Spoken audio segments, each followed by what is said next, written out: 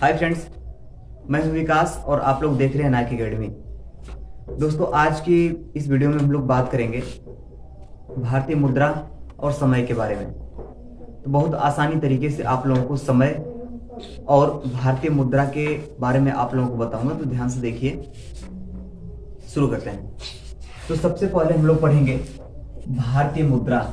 यहाँ पर सीखने की बात है, बहुत से लोग कंफ्यूज रहते हैं, तो आप लोगों को बता रहा हूं। तो दिया है कि 1 रुपये जो होता है, 1 रुपये में कितना पैसा होता है। बहुत से लोग कंफ्यूज होते हैं, तो कंफ्यूज होने की जरूरत नहीं है। 1 रुपये जो होता है 100 पैसा के बराबर होता है, यानी 1 रुपये में 100 पैसा होता है। अगर कोई पूछे कि 1 रुपये में कितना पैसा होता है, तो आप लोग जवाब देंगे 100 पैसा होता है। और 100 पैसे में कितना रुपये बनता है, तो 1 रुपया बनता है। यानी 100 पैसा मिला दिया जाए तो 1 रुपया बनता है हमारा। जैसे एक एक का जो सिक्का होता है, एक एक का सिक्का होता है, खूब ज्यादा मात्रा में इकट्ठा कर दें हम। इकट्ठा कर देने के बाद कितना बनेगा, यानी 100 रुपया बनेगा ना। उसी तरीके से अगर एक एक पैसा हम लोग इकट्ठा कर दें, तो 100 पैसा इकट्ठा करेंगे तो हम कितना बनाएंगे, 1 रुपया बनाएंगे। यानी 100 एक एक का सिक्का अगर एक एक पैसे का सिक्का ला के रख दें, तो 100 सिक्का रखेंगे तब 1 रुपया बनेगा। ये होता है। आगे अब 100 पैसा बराबर 1 रुपया हो गया। उसमें आता है 4 आना, तो 4 आने का मतलब होता है 25 पैसा। यानी एक एक पैसा अगर 25 हो जाए, यानी एक एक पैसे का जो सिक्का है अगर 25 को ला दें, तो इसको बोलेंगे 4 आना है।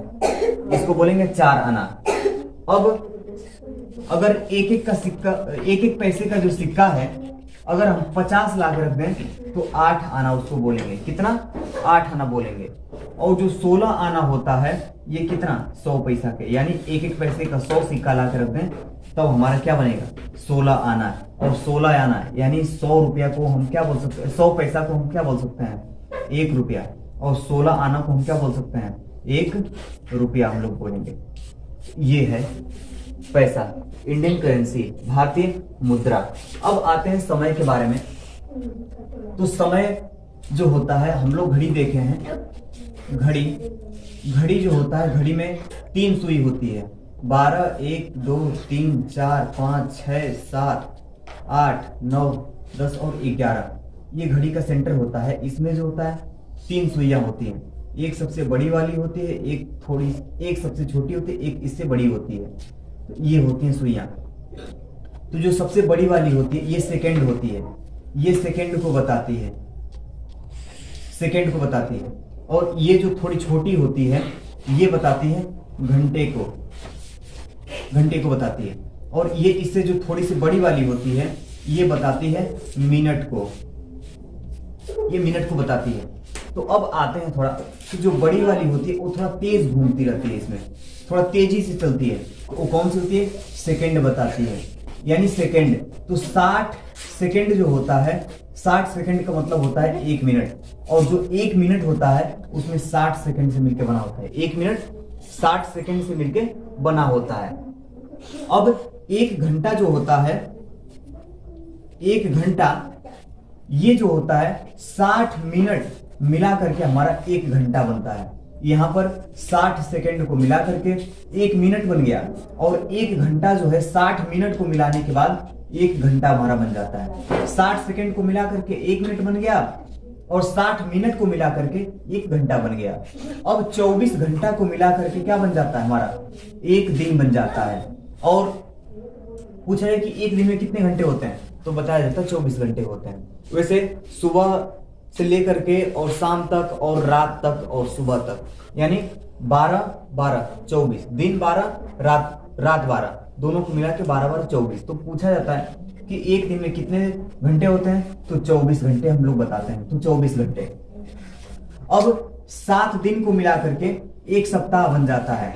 कोई पूछा जाए कि एक सप्ताह में कितने दिन होते हैं, तो आप लोग जवाब देंगे कि 1 सप्ताह में 7 दिन होते हैं। हफ्ता भी होता है, हफ्ते में 8 दिन होता है। तो हफ्ता क्या होता है, रविवार से लेकर के अगले रविवार तक होता है। सॉरी, रविवार तक जो हफ्ता होता है वो रविवार से लेकर के अगले रविवार तक होता है, और जो सप्ताह होता है वो सोमवार से लेकर के रविवार तक होता है। तो सोमवार से रविवार तक 7 दिन हो गए, और रविवार से रविवार लेकर के 8 दिन हो गए। तो ये हफ्ता होता है और ये सप्ताह होता है, ये होता है अंतर। अब आते हैं 15 दिन हो गए, 15 दिनों को मिला करके एक पक्ष बन जाता है। अब आप लोगों को बता दूं, पक्ष 2 होते हैं, एक शुक्ल पक्ष होता है, एक कृष्ण पक्ष होता है। क्योंकि महीने में 30 दिन होते हैं, किसी किसी महीने में 31 होता है, किसी में 28 होता है, तो अलग अलग होते हैं। तो एक महीने में 30 दिन, तो मान लेते हैं 15 और 15, तो एक 15 का एक पक्ष और दूसरे 15 का एक पक्ष। तो एक पक्ष को हम क्या बोलते हैं, दूसरे पक्ष को क्या बोलते हैं? तो एक पक्ष को हम बोलते हैं जिसमें जो चंद्रमा होता है अगर निकलता है, जिस रात में जो चंद्रमा होता है 15 दिन या 16 दिन निकलता है, तो उसको हम लोग बोलते हैं शुक्ल पक्ष। क्यों बोलते हैं? क्योंकि जो राधा थी वो गोरी थी, और जो चांदनी रात होती है वो भी गोरी यानी गोरा लगता है, यानी सफेद लगता है, राधा के समान लगता है। राधा गोरी थी, तो जो चांदनी रात होती है वो भी गोरा ही लगता है। तो इस हिसाब से उसको कहा जाता है ये शुक्ल पक्ष है, शुक्ल पक्ष। और एक अंधेरी रात होती है, इसको हम लोग बोलते हैं कृष्ण पक्ष। अंधेरी रात को हम लोग बोलते हैं कृष्ण पक्ष। क्यों?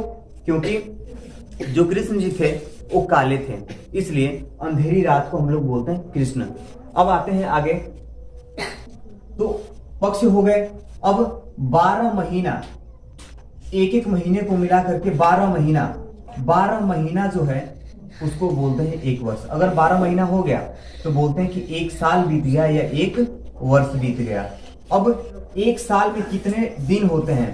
तो एक साल में 365 दिन होते हैं। अगर आपसे कोई पूछे कि एक साल में कितने दिन होते हैं, तो आप लोग बताएंगे एक साल में 365 दिन होते हैं। इसके साथ साथ ही कोई जो वर्ष होता है वो लीप ईयर में आता है, तो लीप ईयर में 366 दिन होते हैं। एक लीप ईयर में जो होता है 366 दिन आते हैं। इस तरीके